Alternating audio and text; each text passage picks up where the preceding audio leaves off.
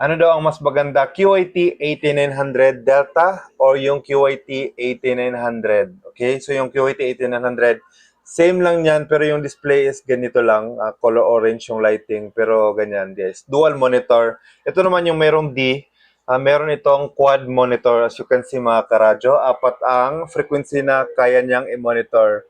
So, ito yung ating pang malayuan. Ito naman yung para sa mga local repeaters natin. Ayan. Same performance, same power.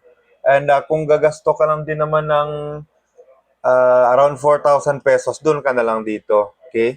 And by the way, fully customizable yung color nito mga karadyo. Yan, blue, green, white. Ito na sa baba na blue. Pwede mo yan palitan lahat. Pwede mo yan palitan lahat kung anong color gusto mo. Gusto mo ng white, blue, red, green. Gusto mo ng palitan ng iba-ibang color, pwedeng-pwede.